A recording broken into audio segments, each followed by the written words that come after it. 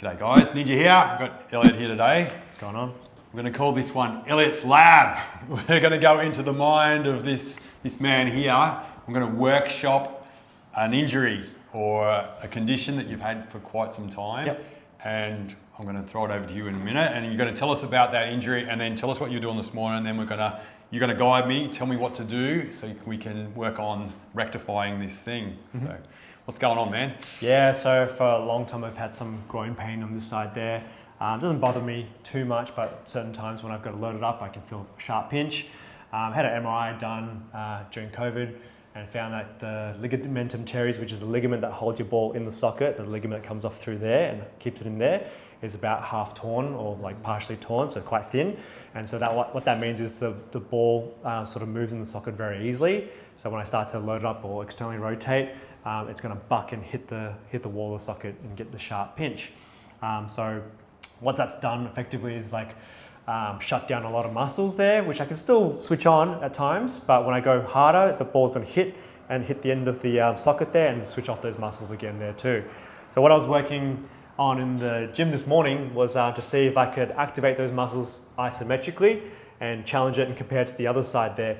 So what I was doing was basically the adductor group here, I'm pulling that into the ground there and basically doing what's called a cross plank, where I'm just trying to see if I can isometrically hold that and the amount of effort it takes to use those muscles versus the other side there, which I could probably reckon I could stay here like all day. Right, that's how strong this side is compared to my affected side. So this is a new one for me to experiment with, to try different kind of like lines of force, pushing into like this position and pulling down, just to teach these muscles how to contract and provide structure to this area. Just by exposing them gradually to those loads there, I reckon I can start to wake up that area there too. So what I'm going to get Ninja to help me with is more looking at the right leg, because this right leg's been compensating, doing a lot of the work. My body trusts this side a lot more than that side, and so over time the muscles through here developed. I can feel they're quite large compared to this side, so they become quite overdeveloped and overcompensate for this, and my hips start to pull this way, so I essentially become a little bit more asymmetrical. So over time I'm going to have to try and build this up gradually, but in the meantime I can get an inch to help me unload some of the tension and gripping that my muscles have on this side, which causes a lot of tightness going up here. So cool. Yeah, we'll get into those adductors. I'll give you a little towel. Oh, yep. Cover you up. Cover the little ball bag. So, and yeah, just tell me exactly where you want me to work. So we'll start with my old favorite, the Magnus line. Yeah. So you get in there and... Yeah, and just work kind of like into the hamstring and... So you want me to just give me a starting point? Yeah, so all that kind of... I can really feel like your sit bone there. Yeah. Up onto that, I can kind of feel... Yeah. So I'm actually on the sit bone there. I'm not underneath where the hamstrings are. On it, I'll explore some angles. Yeah. How's that feeling? That's not too bad. That's pretty good there. Oh, that's nice. That's nice and sharp there. So I'll just camp on that for a bit and yep. like get some trust. It's like the communication of my body to Elliot's body. He needs to trust me. I've got to work in a manner that is certain as well. So I'm not all over the place, and there's some sort of continuity and flow, and that gives you trust. So I'm working on having continuity for a start, and just holding things. Like when things are inconsistent, it's just like a relationship. If you're inconsistent with a relationship, you don't know what you're going to get. But when you're consistent with your body work, your body kind of can surrender and it knows what it's going to get, type of thing. And it's sort of because we want the deep release. And in order to go deep, we need trust. So it's a communication, and kind of when you're feeling the sensations when you're getting deep work done, there's all these different like dull aches or sharp pains, but it's all information that you can kind of interpret, and whether you think it is good and beneficial, or if it's waste of time, or if it's overbearing and damaging more. So we want that good therapeutic pain. I'm sort of just migrating in a bit more. So there's another good bit there.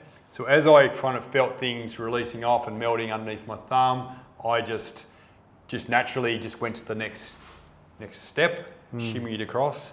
So I can kind of work along that bone up there, and I can really feel where it's kind of glued on there more, it's stuck, it's over guarded, I think it might be a word. And yeah, it's interesting. One of the things I was interested when I was talking to you about this morning, man, was you were kind of saying, talking about with the affected side, like when you felt pain or trauma, there was a natural guarding, so things switched off in there. Can you kind of talk about that a bit more? What kind of happens when there's pain, like a guarding or a protection or a build-up of scarring and things like that? Yeah, so I guess like when I move into certain positions, rather than expecting to feel like a stretch in muscles when they're lengthening, what I'm feeling is like the joint, the femur hitting the side of the socket, and well, what I interpret to be like that, because it's quite a sharp feeling in my groin. And yeah, muscles around me try to switch off there. So I'll do certain like exercises, like try to activate my glutes or even like my hamstrings, and they will partially contract on, but as soon as that bone starts making contact with that socket wall there, that overrides that system, so those muscles start to turn off again. So like it's a tricky one because I'm trying to maintain muscle strength and size by switching them on. But if I trigger the thing that's like, that the body interprets as danger, it's going to switch them off there. Yeah. So it doesn't feel like if I continue down that path, if it's going to be fruitful, because my body knows that it's in danger. Yeah. So I'm trying to find ways to move around that. Yeah. And I guess like why this right side is probably a bit more jacked up is because my body trusts a lot more. So when I'm sitting and driving, a lot more of my weight's on the right bum cheek more than the left. Yeah. And it's probably why I'm getting like more of the sensations down in these areas there too. What I noticed as well, Ninja, was that when I sit on firm benches or firm chairs, again, my right side I could sit on pretty comfortably, but my left side doesn't really tolerate it very well. And so this spot's really, really good to get into. Oh yeah, it's good. So yeah, what I did now, I kind of was doing a lot of stuff with my right thumb, but now I can use my left, and that's the one where I can lean down, and there's like I can feel a sense deep in there. There's like a trigger point or something that I'm just about to get into the heart of there. Yeah, feel that one? Yep. Feel good? Yeah. Yeah. Definitely like a source of a lot of clenching. Yep. And yeah, maybe like I said, it's like that trust in this side more so than the other side. And yeah, if I'm running or doing any sort of explosive movement, this side is the one that's going to provide the power. Yeah, that's good. Bang on, yeah. And if you've watched other adductor videos that I've kind of done, there's a sense when you work this spot here that it's old pain. Like I kind of, remember getting this sort of spot worked on 25 years ago, and I just knew that it was been stuck in there forever type of thing. And there's a knowing when you kind of have your body worked on, like what's important, what's therapeutic, what's not. So, and like what's old and what's fresh, what's what you want to have worked on, what you're kind of welcoming, and what you're not ready for. It's too raw. It needs to heal more, or needs to kind of, the body needs to do its thing more before you actually go in and disturb its nature from doing its thing and knows what it's doing. So it's just when things are blocked beyond what you can actually do yourself, you need to get a plumber in to help clear things out. Yep. Yeah. Create that space and that flow that the body desires, so it can heal itself and so it can move again, and it can not have so much pain held in these spots, these tissues. Yeah, definitely. Just trying to, at the moment, sort of feels like this is just on like 70% compared to the other side there. So even when I train this side a lot more, it just lags behind. Yeah. So it's just to feel that symmetry. And like naturally we're not symmetrical, as in everyone's got some sort of asymmetry. Your heart's on one side, your liver's on the other side. Yeah. But we live in a flat and symmetrical world. Yeah, so there's asymmetries come out quite a lot. Yep. And you notice them a lot more. Yeah.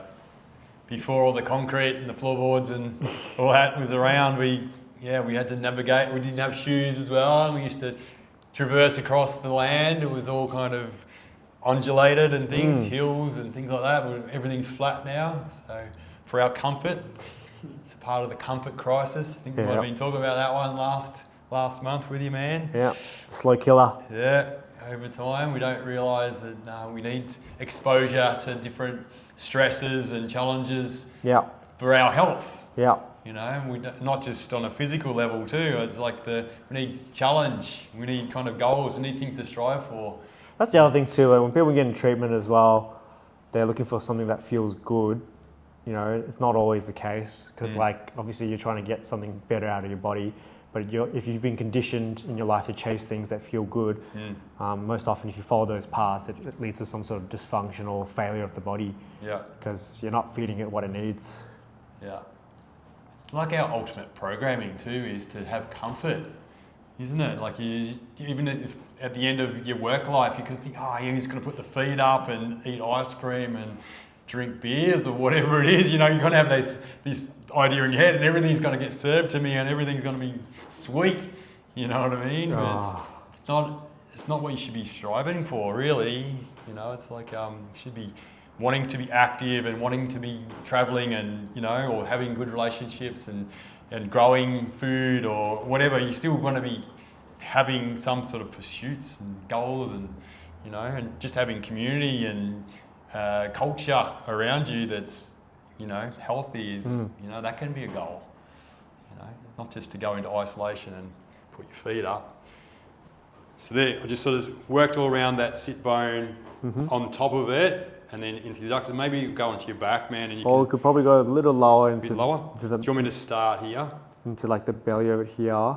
Yep. Maybe you could forearm it. See what we get out of that, and then we could flip. Might go from this here, and I'll go up. I won't. This might be a fairly quick stroke compared to a lot of the ones we do. Where we're just pinning. So start down here. So I'm making sure I'm connecting in with the tendons first. So connection is an important word. So you're going to have some reference points, some bearings. So you can kind of tap into those tendons really quickly because they're more surface across the joint. And then we can kind of start to bear into there. So I'm kind of feel like the middle of my hand here is a good solid tool. Traverse up through here and I can kind of sense something coming, like it's a bit of a speed hump. Yeah. Yeah. Yeah, I can kind of angle into there a bit and feel the side of that nugget. So yeah, my stroke's slowing down. It's thicker tissue here too, so I want to stay in at that depth. If I try and go quick, I'm going to come to the surface more. If I can keep that depth, I need to go slow.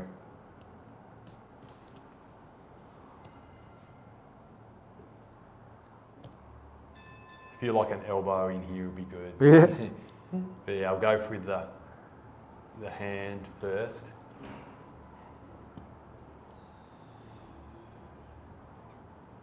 So welcome to ELLIOT'S lab. Yeah, I've got an obsession over this line as well. Sort of like nicknamed it the Magnus line. Yeah. Where the sun don't shine. Yeah, where the sun don't shine. That series you were doing. It's a powerful muscle that most people are using but don't realize that they're clenching for running, for jumping, for squatting. Yeah. I've kind of had an obsession with Magnus as well. Like just from the way we squat, like the way I've been developing my squat over the last 25 years. Like that hinge. It's where I feel it every time. I won't feel it anywhere else in my body after squats, but the Magnus is, fuck, he knows I've had some loads going through the body, and that's probably where it's getting the most. You can see it, like, we're watching like old Mike Tyson videos as well when he's training. Yeah. And guy's got real thick legs, but he didn't do weights, but he's got massive legs there, and it's just because he's got good control over like his hamstrings and Magnuses when he's going down low. And that's where a lot of his power is from, is getting down real low. And yeah, even nowadays, I think he's training for a fight with Jake Paul coming up. Yeah, I've been seeing that coming up. That's a big marketing campaign, isn't it? 57 years old. Make him billions. But he's still got pretty thick legs, so he's been carrying those. I wouldn't want to get punched by the bloke. He's a nugget, isn't he? Yeah, he knows how to use like that rotational power and transfer it from the ground and then snap it into his hands. So it's not so much the strength of his fists or his hands there, it's just all from that core. Yeah. Whoa, that's good. Yeah, the tool wasn't quite getting into the depth I wanted it to. I could sense it, but served as a warm up. I can kind of hit in where you need me to go. Deep, huh? Yep. It's old stuff. Yep. Just holding and clenching and shortening. We'll get you to fight Mike Tyson. What do you reckon? Oh, imagine lasting even 10 seconds with that bloke. Yeah. Just coming at you. You might not survive. No way. You might die. Definitely. You could, one of his punches would, kill most people. Yeah, his style is just so aggressive because it's like coming at you open toe to toe, but because it's quite nimble, he's dodging his head a lot. Yeah. And it's just the perfect system. As he's dodging, he's already winding up his next shot to get you. Yeah. He punches through you. Yeah. He doesn't just tap you. He's got to knock your head into the wall type of thing. So yeah, his original trainer, trained him to throw punches with bad intentions. That was to harm. Yeah. Apparently they used to even do like hypnosis on him and stuff as well to get like murderous intent into him before fights. Yeah, I've heard him sort of talking. He used to go, I don't like that person. Or something like that. That's stepping in the ring. Yeah, he's like he goes into character or something. How's that, man? You want more of that, or you want to go into your back? Yeah, we can go to this line now. Oh, you can see some redness right in there. Yeah, I might not have seen that before, the light and the towel and everything, but I'm going to see where I've been working hard into there. So where do you want now? Is it more gracilis, or you want underneath that, over the top? Probably like through this region here, like underneath, longus and pectineus. Or on top? Let's try underneath first. Underneath. See what we get. That's always a good line. I can kind of push up. Yep. How's that, man? It's probably 10 from the start. So I'm under gracilis. Yep. I can kind of. Yep. This side is like way noticeably stronger and thicker in this muscle than the other side. When you compare legs, most people look at quads from the outset. But these are further up and usually often hidden away because of shorts and stuff. A lot of holding in this area. We're sitting, driving as well. Our legs are, kind of in that kind of neutral together position. So these muscles, again, they fold over each other and start to scrunch up over time. And before you know it, you're just clenching them without realizing that you're holding onto them. Got ya? Yeah, it's good. Bit of commotion going on outside too, man. It's always entertaining when you hear people just yelling. Especially around some people migrated from some of the dodgier parts of Richmond. Yeah. Renowned areas of Melbourne. Some characters, I suppose. Some characters. Yeah. This is their day job. Imagine just following them around for a week. They're cartoon characters, aren't they? Like what they get up to. Yeah. They've all often got little kids and things like that as well. They'll be walking along 50 metres apart, yelling at each other. Oh. I suppose there's some parts of the world where, it's quite a common sight to see. Yeah. Fuck. My alarm. I meant to go and pick up my kid this time of day.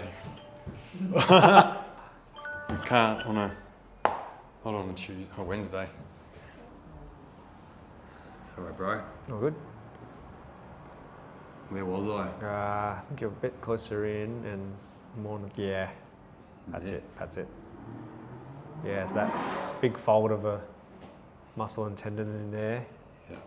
Yeah, so quite a good spot to get in on a lot of people, sportsmen or office worker or whoever. Like this area here is always going to have a lot of stuff just clenched up and holding. Yeah.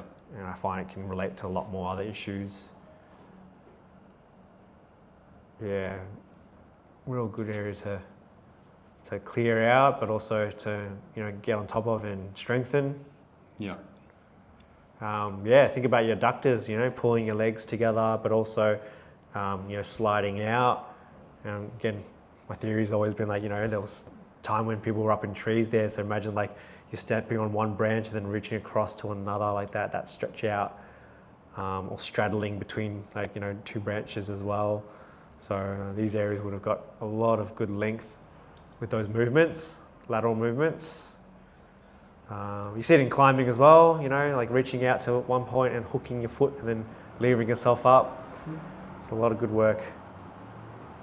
And walking, we just keep them sort of like this, and so that those muscles don't really get a chance to experience their full length. Yeah.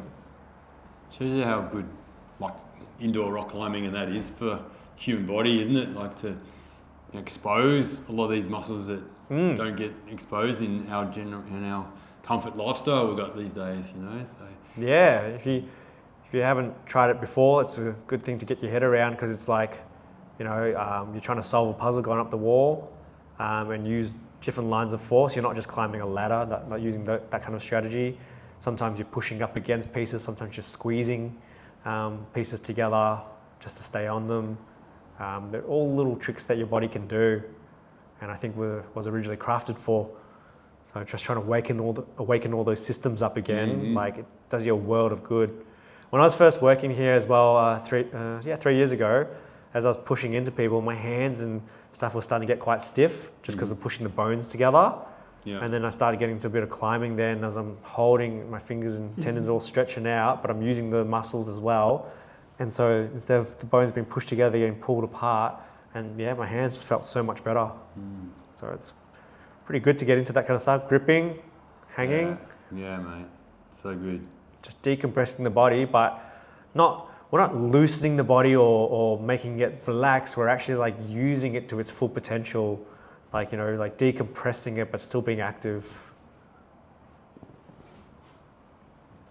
Feels good just to work this kind of tissue as well from a practitioner point of view, because you really feel like you're making a difference, and there's some real substance in here to work with too, isn't there? So yeah, it's cool to do your art.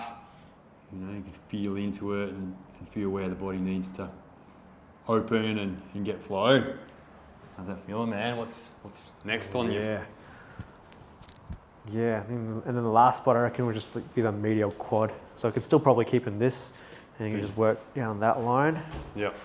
And I think that will do for that region. Go a right forearm. Yeah, forearm. That'll be the right. Yeah, for sure. Right tool. I can kind of get in here, get connection. I can feel his knee, just those tendons there. And then I can twist it around, and then I can go through. This hand here can serve as a bit of a, what do you call that? Anchor? Anchor's a good word, yeah. anchor, and I can kind of traction it, counter strain. I can kind of angle the blade of my arm there to kind of catch under, hit a trigger point in there when it comes up. But I can kind of also pin and broaden by going over like that a bit too when I sense what I'm on. So yeah, just that underneath that sartorius. Coming up with something. Sense it. Yeah, getting closer to the center point.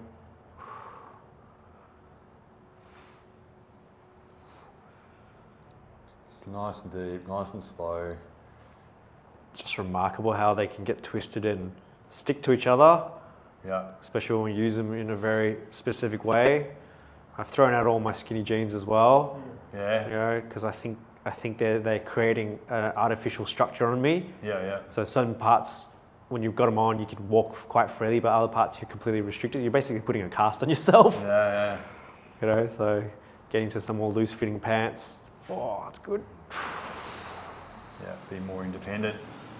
Don't rely on your tools, your tights or something, tight jeans. Yeah. Like you're just enforcing all these lines onto yourself. I think shoes is probably the main thing. We kind of, at our clinic, we think about how that can really bind up your feet, squish all the bones together and kind of not give the feedback, you know, where you are in space and time and how you're landing, all that kind of stuff. So yeah, that's one we think about a lot. And the bottom, you know, the base of your body is so important that it's functioning well. Well, it's the furthest part away from your brain, and like if you're able to keep the connection strong, you can sense what's underneath there, but everything in between will also be strong too. Whereas if we're protecting it and muting it, you know, your brain's just going to have to reorganize itself and not pay attention to that. But it's not going to go away. It's still part of you. Yeah. So you're not paying attention to that. You're going to neglect things, and that's where things start to fall apart. You know, like if all our weight's going through our foot and the muscles and joints there are not tolerating it very well, our body's pretty smart. It tries to figure out a way to share that load and recruit something else to work harder. Mm-hmm. So you can have bad feet and overprotected feet, that can create a bad back because your back and your hips are trying to like overcompensate. So feet are really important. Yep. But yeah, my first week working here, being barefoot, walking around Richmond, I remember just like the shock it was. Yeah. Through my Achilles, through my knees. Yeah. I was just like, I don't understand how these guys do this every day. Yeah. You know, I thought it was going to be too much, but believe it or not, you do adapt and it becomes a lot easier, and then you just don't look back. Mm-hmm. You know, so I'll wear like my Crocs every now and then just to keep my feet clean, but where possible, I'll have them off and just try and be barefoot. Yeah. When you kind of have barefoot all the time, when you do actually put socks on or some shoes on, wow, it's such a luxury. It's so comfortable. It is quite nice. And when you don't realise just how much of a luxury it is when you're just doing it daily. Or most people have got it on from the moment they wake up to the moment they go to sleep. It's so, you know, or even sleeping in socks, it's still binding your feet to a point. You know, how's that feel? Oh yeah. Yeah, that grippy feeling that I was getting, like not pain, but just like this constant clenching there. Right now, it just feels like a fist has just gone like that through that region. So I was letting that area breathe. And so that's already going to have a great effect on my mindset, because, you know, imagine you're walking around with balled up fists all the time. You're just going to be, even the best things could be happening to you, but you'll just be a bit stressed out and you're not sure why. It's because you're holding tension. So it's the same thing that's happening with me. If I'm holding tension here, again, good things could be happening to me, but I just won't feel right until I let go of that tension. So thanks to Ninja's treatment there, I can give that area a chance to breathe, blood flow to go back in there. My mind can rest, you know, so that's going to have flow-on effects going forward. Yeah. Thanks, man. Pleasure. And you balance things out a little bit, get this side to do a bit more, perhaps, you know, share the load. Yeah. Things will heal. So thanks for joining us today in Elliot's lab. In the lab. Workshopping. So yeah, see you next time. See you next time. Done. Done.